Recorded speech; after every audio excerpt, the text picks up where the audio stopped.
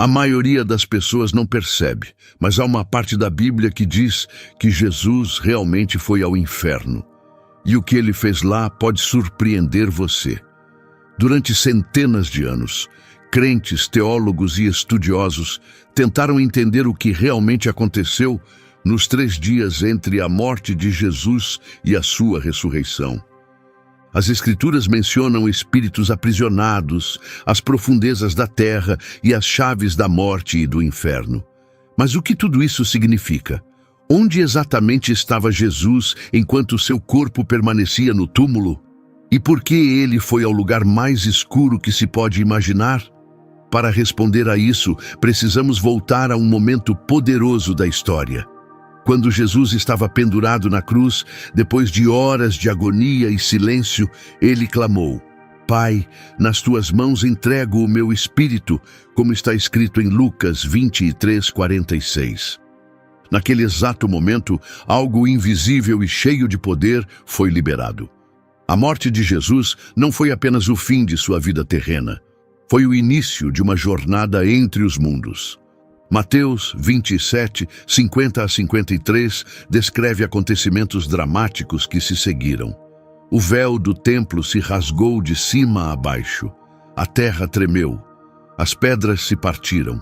Os túmulos se abriram. Muitos fiéis que haviam morrido voltaram à vida.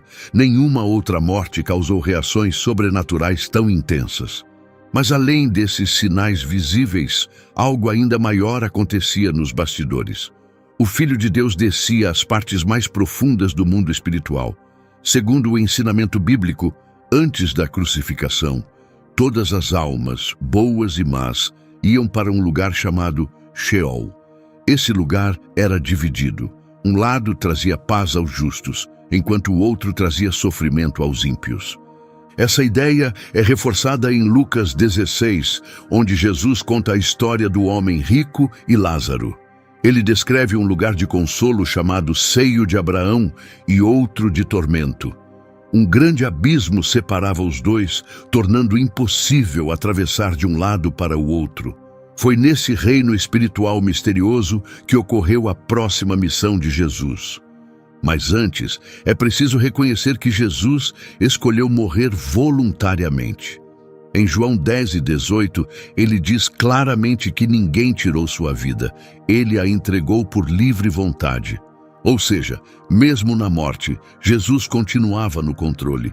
Seu espírito permanecia totalmente vivo. Entregar sua vida não foi um sinal de fraqueza, mas o começo de algo completamente novo no mundo espiritual. O véu rasgado, em Mateus 27, 51, foi o primeiro sinal visível de que as pessoas podiam novamente se aproximar de Deus. Mas essa restauração não começou no céu, começou nas profundezas. A missão de Jesus após a morte não começou no alto, mas no coração escuro do mundo invisível. E isso não foi por acaso, já havia sido profetizado. No Salmo 16:10, Davi escreveu que Deus não deixaria seu santo no mundo dos mortos. Pedro, mais tarde, citou esse salmo em Atos 2:27 a 31 e disse que se referia a Jesus. Ele entrou no reino dos mortos, mas não permaneceu lá. Isso confirma que o Messias passou pelos portões do Sheol, mas voltaria em vitória. Enquanto os discípulos choravam, o corpo de Jesus era envolvido em panos e colocado no túmulo. Mas enquanto seu corpo repousava, seu espírito permanecia vivo, plenamente consciente, com uma missão a cumprir. Sua descida ao mundo espiritual não foi um detalhe teológico menor. Foi parte essencial do plano eterno de Deus para resgatar a humanidade. O justo não apenas morreu pelos pecadores, ele também entrou no domínio da morte, enfrentou-o e tirou-lhe o poder. Para quem assistia, tudo o que restava era silêncio, dor e escuridão. Mas por trás do véu do mundo visível, algo imenso acontecia. As próprias bases do reino espiritual estavam sendo abaladas. A morte havia sido atingida, o inferno estava inquieto, e uma presença divina havia entrado num lugar onde ninguém esperava. Então, o que Jesus encontrou ao cruzar para o além? O que são essas partes mais profundas da terra, mencionadas na Bíblia? Quem habitava ali e por que sua visita foi tão importante? Essas perguntas nos levam até Sheol, o lugar dos mortos, onde uma multidão invisível esperava em silêncio pela chegada daquele que haviam esperado por tanto tempo. Sheol, o seio de Abraão e o abismo. Enquanto na superfície tudo parecia terminado, o corpo de Jesus sepultado, envolto em linho, vigiado por guardas e chorado por seus entes queridos, outra realidade se desdobrava. Numa dimensão invisível, oculta dos olhos humanos, ele entrou num lugar intocado pela luz terrena, onde almas aguardavam em silêncio. Algumas descansavam em paz, outras sofriam. Esse era Sheol, um nome usado nas Escrituras para descrever o mundo dos mortos. Embora misterioso, Sheol é apresentado como um lugar real, mencionado por Jesus e pelos profetas como parte fundamental do universo invisível. Para entender o que Jesus realizou ali, é preciso compreender como esse reino era estruturado. Não era apenas um espaço sem forma. Segundo a crença hebraica antiga, Sheol possuía diferentes áreas. Uma parte era conhecida como seio de Abraão, ou paraíso, onde os fiéis aguardavam o Salvador prometido. A outra era um lugar de agonia para aqueles que rejeitaram a Deus, e as duas eram separadas por um grande abismo. Essa imagem não vem de mitos ou textos externos.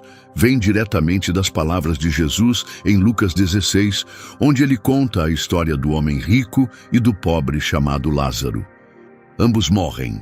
O homem rico vai para um lugar de tormento, clamando em aflição, enquanto Lázaro encontra consolo nos braços de Abraão.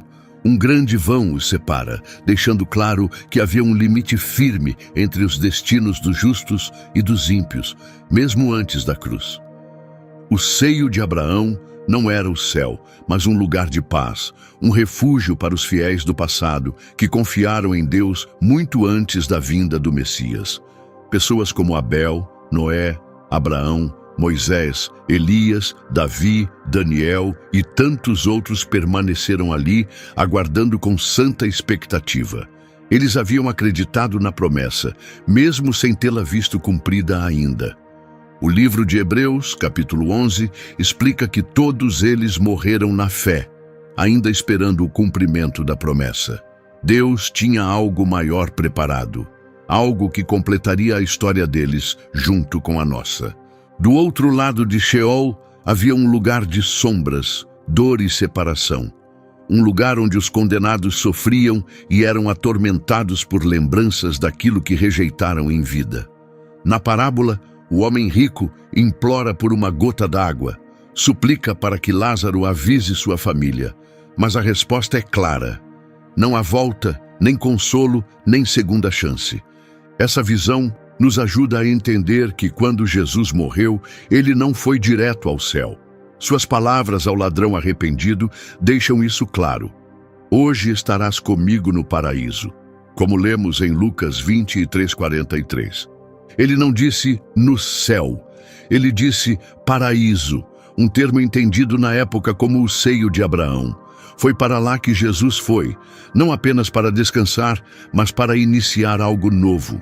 Ele veio libertar os fiéis que esperavam, cumprir a promessa de Deus e abrir o caminho para o céu de uma vez por todas. Esse momento é refletido em Efésios 4:8-10, onde está escrito: quando ele subiu em triunfo, levou cativos consigo e deu dons aos homens. Ora, isso de que subiu, que é, senão que também antes havia descido às partes mais baixas da terra? A expressão partes mais baixas da terra foi muito discutida, mas aponta claramente para a jornada de Jesus ao mundo espiritual dos mortos, não apenas para o túmulo. E ele não foi para lá derrotado. Ele desceu como conquistador. Jesus não entrou como vítima, mas como aquele que quebraria as correntes. Enquanto os que estavam no lugar de tormento permaneciam em dor, os justos finalmente viam com os próprios olhos aquele que haviam esperado. Aquele prometido pelos profetas agora andava entre eles, trazendo vida onde antes havia apenas espera. Isso muda tudo o que pensamos sobre a morte. Jesus não apenas passou pela morte, ele entrou na realidade que segura as almas após a morte e destruiu seu domínio por dentro. O que parecia ser um fim foi, na verdade, o começo de um avanço divino no lugar mais oculto de todos. Mas nesse mundo invisível, havia mais do que apenas almas dos fiéis e dos perdidos. A Bíblia também menciona outro grupo, seres misteriosos chamados de espíritos em prisão. Esses não eram humanos, estavam retidos para julgamento desde tempos antigos, e Jesus foi até eles também, mas não com consolo. A esses seres antigos, ele levou uma mensagem diferente, uma declaração de vitória. Uma voz que eles não podiam ignorar ecoou naquele reino. Essa não foi uma missão de resgate, mas de proclamação de triunfo. Durante 3 dias, Jesus esteve no coração da terra. A promessa estava se cumprindo. Sua presença no mundo dos mortos não foi silenciosa nem simbólica. Foi real, foi direta e tinha um propósito que só ele podia cumprir. Essa jornada não foi um acaso. Cumpriu uma profecia anunciada há muito tempo. Jesus já havia explicado isso aos fariseus quando disse: assim como Jonas passou 3 dias e 3 noites no ventre do grande peixe, assim o Filho do Homem estará 3 dias e 3 noites no coração da terra. Isso está em Mateus 12:40. Ele não falava em enigmas, ele dizia exatamente o que aconteceria. A expressão coração da terra tem um profundo significado espiritual. Refere-se não apenas à morte física, mas a uma parte específica do mundo espiritual onde as almas dos mortos esperavam. Jesus sabia que sua missão não terminava com o último suspiro na cruz. Ainda havia um caminho a seguir, uma tarefa divina a cumprir no mundo invisível, um lugar onde ninguém havia entrado antes. Por gerações, os profetas falaram do Messias como aquele que não apenas venceria o pecado, mas também tomaria a autoridade sobre a própria morte. Para isso, ele precisava entrar no domínio da morte. O Salmo 139:8 já apontava para essa verdade. Se subo aos céus, lá estás. Se faço a minha cama no Sheol, também lá estás. Naquele momento poderoso, a presença de Deus seria revelada plenamente, através de seu Filho, que desceu às profundezas da experiência humana, trazendo consigo a luz da salvação. Essa não foi uma simples visita, foi uma missão divina. Efésios 4:8-10 nos diz claramente que Jesus desceu às regiões inferiores da terra. A mensagem é inconfundível. Jesus não apenas morreu e ficou parado. Ele se moveu com propósito entre os níveis espirituais, rompendo barreiras invisíveis que separam o mundo do tempo do reino da eternidade. As trevas não o acolheram, mas também não puderam resistir. Durante 3 dias, Jesus permaneceu naquele lugar invisível. Esse período não foi escolhido ao acaso. 3 dias têm um significado espiritual poderoso. Foram necessários 3 dias para que a morte entendesse que havia sido vencida. Foram 3 dias para que o inferno percebesse que havia perdido seu domínio para sempre. E quando esses 3 dias terminaram, o que veio não foi um retorno, foi um triunfo. Jesus ressuscitou não como visitante, mas como o legítimo dono, com as chaves daquele domínio. Aqueles dias não foram de espera, foram de cumprimento da promessa. Uma promessa feita a Abraão, Davi, aos profetas e a todos os que confiaram na palavra de Deus, estava agora sendo cumprida no coração do mundo espiritual. A morte, até então invicta, finalmente foi confrontada por aquele que tinha poder sobre ela. A história da ressurreição só faz sentido completo quando reconhecemos o que aconteceu entre a crucificação e o túmulo vazio. A vitória de Jesus começou no silêncio. Enquanto os soldados guardavam o túmulo e seus seguidores se escondiam, O Salvador se movia por reinos não tocados pela justiça. E ali, ele começou a missão mais importante de todas: reconectar a humanidade com Deus. Cada momento daqueles 3 dias teve um propósito. Jesus não apenas apareceu no reino dos mortos, ele veio com autoridade, como rei, juiz e redentor. As palavras anunciadas pelos profetas estavam se tornando realidade. O Salmo 24:7 parecia ecoar pela eternidade.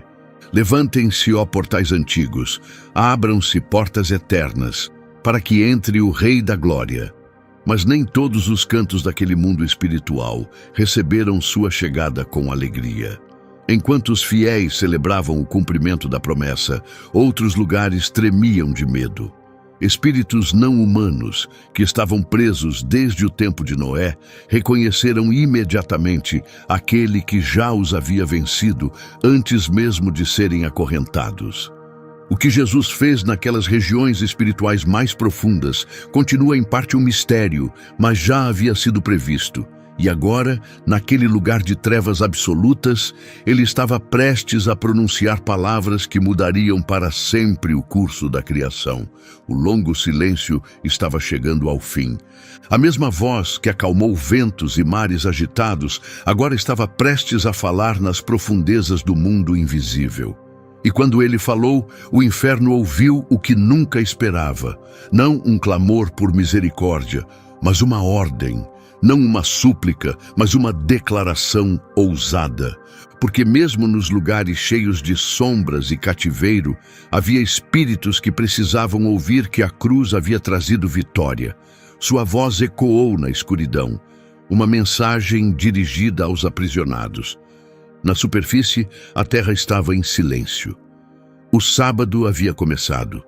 O corpo de Jesus permanecia no túmulo, vigiado por soldados. Seus seguidores estavam escondidos, com medo e sem saber o que viria a seguir. Mas longe do mundo dos homens, em reinos além do tempo, a presença de Cristo atravessava antigas barreiras. Ele não esperava em silêncio, ele estava em movimento. E por onde passava, as coisas mudavam. A luz da justiça começava a invadir territórios marcados pela rebelião.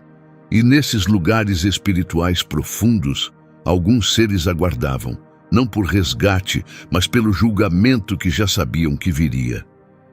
Em 1 Pedro 3:18-20, lemos uma das passagens mais enigmáticas e poderosas do Novo Testamento.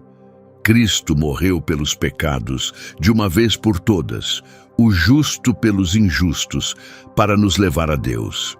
Embora tenha sido morto no corpo, foi vivificado no espírito, e nesse estado foi e proclamou uma mensagem aos espíritos em prisão, que haviam sido desobedientes há muito tempo, nos dias em que Deus aguardava com paciência enquanto Noé construía a arca. Essa escritura, muitas vezes ignorada ou mal compreendida, revela uma verdade profunda. Jesus não estava apenas entre os mortos. Ele levou uma mensagem, uma declaração a seres que estavam presos desde antes do dilúvio. Mas quem eram esses espíritos encarcerados? Por que estavam presos? E o que Jesus lhes disse?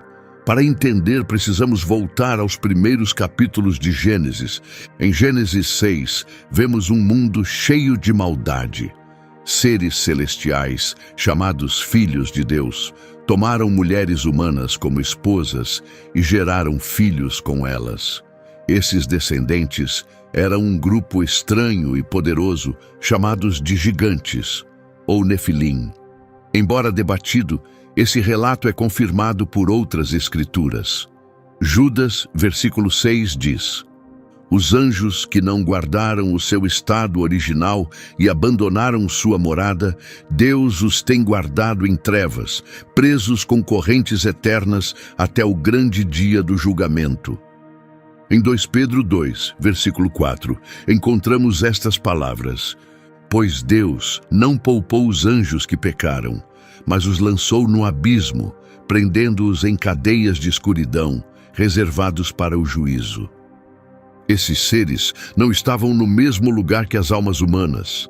Estavam ainda mais abaixo, num poço espiritual, acorrentados e esperando pela sentença. Sua ofensa foi tão extrema, tão fora dos limites, que nem mesmo outros anjos caídos foram tão longe. Por isso, Deus os confinou permanentemente, aguardando o dia da justiça, e foi a esses espíritos que Jesus foi. Ele não foi para oferecer perdão. A Escritura é clara. Ele proclamou algo. A palavra grega usada, ekeruchen, significa anunciar publicamente, declarar com autoridade e finalidade. Não foi uma mensagem de salvação. Foi um anúncio de vitória. Esses seres rebeldes que um dia tentaram destruir o plano de Deus, agora ouviam do próprio Filho de Deus que haviam perdido. A cruz não foi a vitória deles, foi sua derrota final. O plano que tentaram sabotar havia dado certo.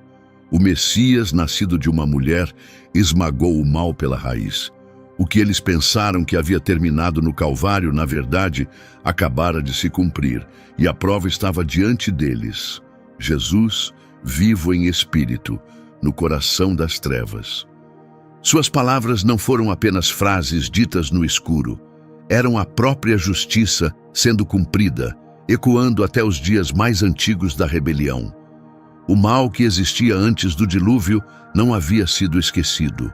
O legado daquela geração corrupta estava trancado nas trevas, e agora o Cordeiro ressuscitado vinha declarar que tudo o que o Pai prometeu havia sido realizado. Imagine esse momento, espíritos antigos, presos na escuridão, sem esperança, sem luz, sem voz, de repente ouvem a voz do Redentor. Não uma voz de graça, mas de poder, não para salvá-los, mas para selar o seu destino. Eles esperavam por julgamento e agora o ouviram. A redenção havia chegado, mas não para eles. O que as pessoas na terra viam como um dia de luto, a Sexta-feira Santa, era, na verdade, um poderoso anúncio que abalava o mundo espiritual. Embora seu corpo estivesse no túmulo, o Espírito de Jesus se movia com propósito. Ele declarou aos lugares mais profundos que o tempo de escravidão dos justos havia terminado e que o domínio da morte havia chegado ao fim. Agora a autoridade havia mudado de mãos, e o novo governante havia entrado nos confins da criação para reivindicar o que era seu. Mas sua missão ainda não estava encerrada. Mesmo após essa declaração, ele não saiu imediatamente. Restava uma última tarefa: ir ao lugar de paz, onde os fiéis esperavam há gerações. Durante anos, homens e mulheres justos morreram, crendo em uma promessa que ainda não podiam ver. Eles não podiam sair daquele lugar por conta própria. Somente aquele que venceu a morte tinha o poder de abrir os portões do paraíso. E foi exatamente isso que ele estava prestes a fazer. Essa era a parte escondida da vitória. O momento em que Jesus tomaria as chaves da morte em suas próprias mãos. Antes de continuar, se essa mensagem tocou o seu coração, não se esqueça de curtir, comentar e compartilhar com outras pessoas. Um simples amém nos comentários ajuda a espalhar essa mensagem ainda mais. Inscreva-se no canal e, se sentir no coração, apoie nosso trabalho com qualquer valor ou torne-se membro. Seu apoio nos ajuda a continuar estudando, criando e compartilhando mensagens que abençoam sua vida. Agora de volta à mensagem. A presença de Jesus nas profundezas do mundo espiritual não foi apenas para anunciar um julgamento. O que ele fez nesse reino oculto foi muito além de símbolos ou metáforas. Foi o capítulo final de uma batalha antiga, iniciada antes mesmo da criação do mundo. E naquele momento silencioso e invisível, Jesus agiu com propósito para concluir aquilo que viera realizar, recuperar o que havia sido tirado da humanidade desde a queda no Éden. Ele veio para retomar a autoridade sobre a morte. Ao longo das Escrituras, a morte é vista como inimiga da humanidade. Em Gênesis 3, após o pecado entrar no mundo, A morte se tornou a linha divisória entre as pessoas e Deus, um sinal de julgamento, separação e uma barreira que ninguém podia atravessar. Por gerações, as pessoas viveram sob o peso da sentença: tu és pó, e ao pó voltarás. Mas desde o início, essa sentença foi desafiada.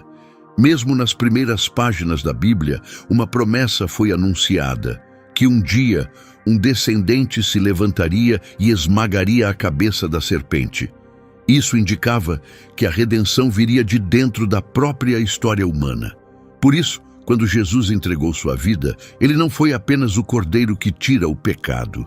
Ele também foi aquele que entrou completamente na experiência da morte e a enfrentou com justiça divina. É por isso que Apocalipse 1:18 registra estas palavras poderosas ditas por Jesus: eu estive morto, mas agora estou vivo para sempre, e tenho as chaves da morte e do inferno. Chaves são símbolos de poder, representam domínio, a autoridade para abrir ou fechar o que outros não podem. E por muito tempo, essas chaves estavam nas mãos erradas. Satanás, o enganador, o acusador, havia construído seu reino sombrio sobre a morte. Mas agora, essa estrutura estava sendo destruída por dentro. A Bíblia usa uma linguagem poderosa para descrever esse momento. Em Colossenses 2:16 está escrito que Jesus despojou os poderes e autoridades espirituais, expondo-os publicamente ao desprezo, triunfando sobre eles na cruz. Embora a cruz tenha sido um evento físico, a verdadeira vitória aconteceu no mundo invisível. Ao morrer sem pecado, Jesus removeu a única arma que essas forças tinham: o poder da acusação. Elas não tinham domínio sobre ele. Essa não foi apenas uma vitória simbólica, foi real, completa e definitiva. As forças que mantinham as pessoas presas pelo medo e pela escravidão espiritual perderam sua arma mais forte: o medo da morte. Hebreus 2:14-15 nos diz que Jesus se fez totalmente humano para que, através da morte, destruísse aquele que tinha o poder da morte, o diabo, e libertasse todos os que viviam escravizados pelo medo de morrer. O domínio da morte não foi apenas derrotado, foi desmontado parte por parte. Quando Jesus tomou as chaves da morte e do inferno, isso não foi apenas um símbolo ou uma imagem poética. Foi uma mudança real de autoridade. Até aquele momento, ninguém havia escapado da morte por seu próprio poder. Mesmo aqueles que foram ressuscitados por profetas ou pelo próprio Jesus acabaram morrendo novamente. Mas dessa vez foi diferente. A própria fonte da vida havia entrado na morte e retornado com as chaves em suas mãos. Isso dá um novo significado à cena descrita no Salmo 24, 7-10. Levantem-se, ó portais antigos, abram-se, portas eternas, para que entre o Rei da Glória. A pergunta seguinte: quem é esse Rei da Glória? Não é apenas uma linguagem bonita, é um anúncio divino. O rei que um dia escolheu se humilhar até a morte, agora entrava em vitória, não nas ruas de Jerusalém, mas no reino eterno. Ele não entrou como vítima, mas como campeão, e os portões invisíveis se abriram diante dele. Enquanto o mundo permanecia sem saber, essa vitória se tornou o evento mais poderoso de toda a história espiritual. Nenhum exército marchou, nenhum ritual terreno marcou o momento, nenhuma trombeta soou pelas cidades, mas no céu, no mundo espiritual e até nos cantos mais escuros do abismo, o impacto foi total. O Salvador crucificado agora era o Rei triunfante, e sua vitória não foi parcial, foi completa, final e inabalável. Imagine Cristo em pé no coração do domínio da morte, segurando em suas mãos as chaves do que um dia prendeu toda a alma. O que parecia o fim de tudo agora era a porta de um novo começo. A morte já não tinha mais a última palavra sobre os que creem.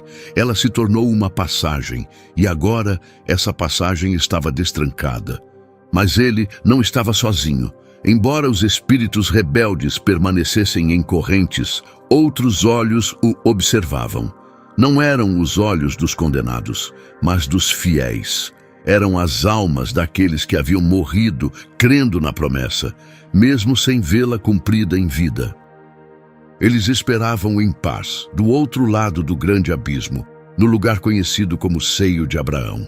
Esses homens e mulheres confiaram na palavra de Deus, obedeceram sem ver o quadro completo. E agora, aquele que segurava as chaves se aproximava deles. Esse era o grande momento da libertação, a tão esperada liberdade para os justos. Enquanto os ecos da vitória de Cristo ainda se espalhavam pelo mundo espiritual, uma multidão silenciosa aguardava. Eles não estavam sofrendo, não estavam acorrentados, estavam em descanso. Um descanso santo, uma espera sagrada, sabendo que o tempo do cumprimento finalmente havia chegado. Esses eram os fiéis, os descritos em Hebreus 11. Homens e mulheres que mantiveram a fé, mesmo sem receber a promessa em vida. Nunca viram o Messias com seus próprios olhos, mas nunca perderam a esperança. E agora, no lugar de paz, chamado Seio de Abraão, estavam finalmente frente a frente com aquele que deu origem à sua fé. Jesus estava diante deles. O paraíso que ele mencionou ao ladrão na cruz era real, mas não era o destino final. Era um lugar de descanso localizado nas profundezas da terra, separado do lugar de sofrimento por um grande abismo. Foi ali que Abraão, Isaque, Jacó, José, Moisés, Rute, Davi, Esther, Samuel, Isaías, Daniel e tantos outros esperavam, aqueles que creram no Deus vivo antes da cruz. Eles haviam vislumbrado o plano de Deus por meio de visões, promessas e símbolos. Agora a promessa havia chegado, não como profecia, mas como pessoa. Jesus estava diante deles, segurando as chaves da morte, não apenas como sinal de triunfo sobre as trevas, mas como autoridade para libertar os que aguardavam com fé. Naquele momento sagrado e silencioso, algo extraordinário aconteceu. Um grande êxodo espiritual teve início. Essas almas, que haviam descansado com honra, mas ainda não tinham entrado na presença plena de Deus, agora podiam ser libertas. Até então, o caminho para o santuário celestial ainda estava fechado, porque o sacrifício perfeito e eterno ainda não havia sido oferecido. Mas agora, tudo estava consumado. O sangue do Cordeiro havia sido derramado e o caminho estava finalmente aberto. Mateus 27, 52 a 53, nos dá um vislumbre desse momento. Os túmulos se abriram e muitos dos santos que tinham morrido ressuscitaram. Depois da ressurreição de Jesus, saíram dos túmulos, entraram na Cidade Santa e foram vistos por muitos. Essa passagem é muitas vezes ignorada, mas revela um evento sobrenatural que aconteceu diante dos olhos humanos. Esses santos não apenas voltaram espiritualmente, eles apareceram fisicamente.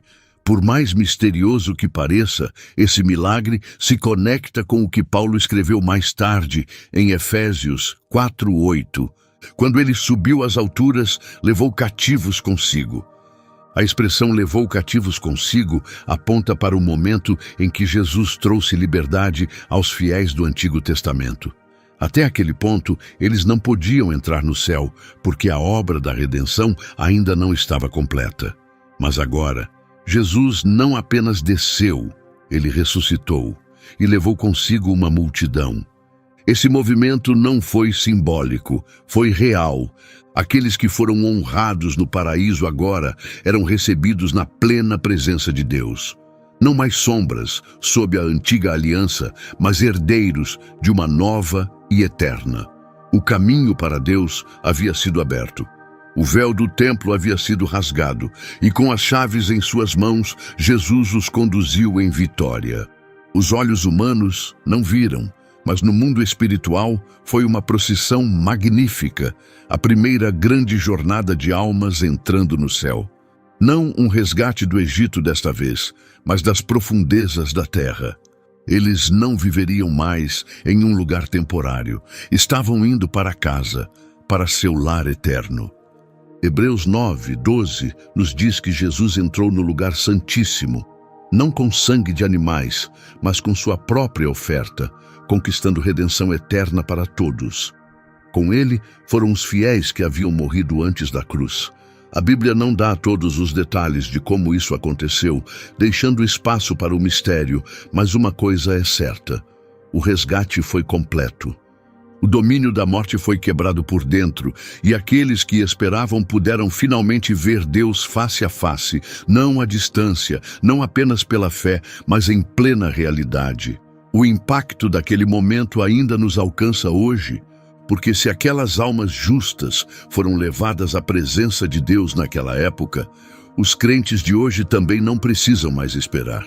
O que antes exigia paciência, agora é imediato. Paulo diz em Filipenses 1:23 que deseja partir e estar com Cristo, pois isso é muito melhor. O caminho agora está aberto, o paraíso foi elevado, o povo de Deus agora é recebido em sua presença. Mas a obra de Cristo não terminou ali. Antes de aparecer como ressuscitado, havia um último passo divino, um ato celestial que selaria toda a sua missão. O Cordeiro, agora vivo, precisava ascender em glória e apresentar diante do Pai o preço pago por toda a humanidade. Esse momento santo estava se aproximando. O objetivo não era apenas vencer a morte, era libertar os cativos e conduzi-los para casa. Essa foi a ascensão e o grande silêncio. Uma parte da história que ainda carrega mistério. A obra espiritual estava concluída. Jesus havia descido às profundezas mais sombrias, declarado sua vitória aos espíritos aprisionados, destruído o reino da morte e libertado os fiéis que aguardavam no paraíso. Agora, com as chaves da morte e do inferno em suas mãos, ele se preparava para ressurgir, não apenas como retorno, mas como rei triunfante. Aquele que sofreu pelos pecados de toda a humanidade agora subiria, levando consigo o poder do seu sacrifício perfeito e a redenção de incontáveis almas. O céu, que havia se mantido em silêncio, agora se preparava para recebê-lo em glória. Mas algo ainda maior estava para acontecer. O resgate que começou na cruz foi proclamado nas trevas e cumprido com libertação. Agora precisava ser apresentado diante do trono de Deus. E esse momento poderoso é lindamente resumido em Hebreus 9:12. Ele entrou no lugar santíssimo uma vez por todas, não com sangue de animais, mas com seu próprio sangue, obtendo redenção eterna. Não era um templo feito por mãos humanas, era o verdadeiro santuário celestial. Um lugar onde a presença de Deus não é apenas simbolizada, mas plenamente revelada. Foi ali que Jesus entrou, não apenas carregando as marcas da cruz, mas trazendo a prova de que a missão havia sido cumprida. A cruz já não era mais sinal de sofrimento. Ela se tornara o caminho que conecta a terra ao céu. Naquele momento, escondido dos olhos humanos, a justiça de Deus foi completamente satisfeita. O sangue do inocente não clamava por vingança, clamava por paz. E quando o Filho se apresentou diante do Pai, ele não estava apenas como uma figura sofredora, mas como o eterno sumo sacerdote. Ele foi aquele que viveu cada parte da lei, que cumpriu cada profecia e símbolo das antigas Escrituras. Por meio de sua obediência, ele abriu para sempre o caminho para que as pessoas se aproximem de Deus. Enquanto o céu o recebia em glória, a terra permanecia em silêncio. Era o terceiro dia. Soldados romanos vigiavam o túmulo, sem saber do milagre que já havia acontecido. Os discípulos, de coração partido e com medo, não imaginavam que a história já havia mudado. O mundo seguia sem perceber que tudo já tinha sido transformado. A ascensão espiritual de Jesus, que ocorreu antes de sua ressurreição física, revela algo poderoso. Cada etapa do plano de Deus teve um propósito e um tempo exato. A ressurreição não foi o início da vitória, foi o resultado dela. Cristo já havia vencido a morte antes que o túmulo fosse encontrado vazio. Ele já havia concluído a missão antes que as mulheres vissem a pedra removida. A ressurreição não foi apenas um retorno à vida. Foi a declaração de que a morte havia sido vencida, de uma vez por todas. Essa é a parte que muitos ainda não compreendem. O triunfo de Cristo não começou na manhã de domingo. Ele começou quando Jesus entregou seu Espírito ao Pai e percorreu o caminho invisível da redenção, totalmente no controle. Cada passo, cada palavra, cada ato tinha significado eterno. Nada foi improvisado. Tudo foi um plano divino, cumprido perfeitamente com uma glória que os olhos humanos não podem ver. Mesmo com uma verdade tão profunda, muitos ainda não entendem o que realmente aconteceu. A cruz é muitas vezes vista apenas como símbolo de sofrimento. O túmulo vazio é celebrado como um milagre, mas os eventos que o antecederam são ignorados. E a ascensão de Cristo é vista apenas como seu retorno ao céu, quando, na verdade, foi o momento final que selou a conexão entre Deus e a humanidade. O véu do templo não foi apenas rasgado, ele foi completamente removido. A escuridão não foi apenas iluminada, ela foi vencida. A morte não foi apenas adiada, foi esvaziada de seu poder. E agora Cristo, glorificado e ressuscitado, carrega um nome com um poder que ninguém jamais poderá igualar. Filipenses 2, 9 a 11 diz: "Por isso Deus o exaltou à mais alta posição e lhe deu o nome que está acima de todo nome, para que ao nome de Jesus se dobre todo o joelho, no céu, na terra e debaixo da terra." Essa exaltação de Jesus não é algo que ainda estamos esperando. Esse momento não está apenas no passado, está acontecendo agora. Jesus está vivo. Ele reina em glória e intercede por todos os que confiam nele. Mas quantos realmente entendem o que se passou durante aqueles 3 dias poderosos? Mesmo entre os que conhecem a cruz, poucos pararam para refletir sobre o que aconteceu entre o último suspiro e a manhã da ressurreição. É mais do que dor, é mais do que sacrifício, é mais do que vitória. Foi uma jornada espiritual que remodelou toda a criação. E talvez, mesmo depois de tudo estar consumado, o silêncio mais profundo não estivesse dentro do túmulo, mas dentro dos corações que ainda não compreendem totalmente o que aconteceu.